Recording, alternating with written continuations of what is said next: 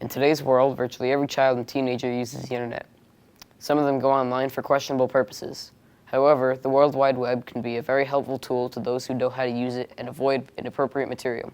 Sebastian Rivera reports. Kids today have a vast amount of freedom on the internet, and most of them do things they shouldn't do, such as viewing adult content. However, some still know the difference between right and wrong. They play video games and listen to music. But the question some adults are asking is whether kids have too much freedom. Yes, they do. It's not always the case where the parent is standing over the child to see what they're doing on the internet. And like anything else, kids tend to sneak off and do things and go places they're not supposed to. Mr. Soul is our school's resource officer, retired police officer, and father of 4, but he is not the only one who thinks that kids have too much freedom.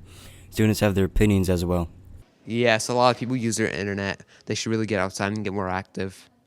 No, not really. Just because if parents are going to go around blocking sites just because they see a bad ad on it, doesn't mean the kid's going to look at it and maybe click on it or something. Some kids use the internet to their advantage to get like homework done or to cheat on homework, and yeah, they use it to be free. 8th grade students have attended presentations and were taught to avoid malicious websites. The students we've interviewed assert they mainly visit YouTube and Google. I mainly visit like the normal websites like Google and stuff like that just for help with things. I visit sciencebuddies.org, and I also visit YouTube. I visit Bing and YouTube because I like to watch videos, and I also use Bing for my homework. According to research conducted by Yahoo, the average teen spends roughly 16.7 hours a week on the internet. Some kids are not as obsessed. For example, the kids we interviewed say they only go on for about an hour or 2 a day. A lot of them are obsessed with it. Always have to be on Instagram, Twitter. Back a little while ago, it was Facebook. There's a lot of negative stuff going on in those types of sites. And you also have predators on those sites. So it's a double-edged sword. There's good, and with the good always comes the bad. I use maybe about, on the weekdays I use maybe about like half an hour to an hour and a half.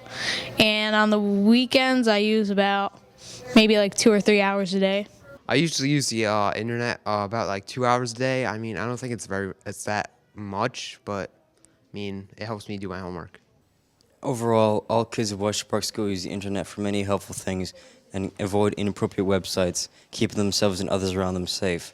Although the media depicts many explicit items and motives teens are exposed to, most of them know to stay away from such content. Kids today use the internet for assistance and gain knowledge from it, countering the bad sites. In conclusion, the internet can be a very helpful tool, but can also be very harmful to young kids and teens. Sebastian Rivera, TBN.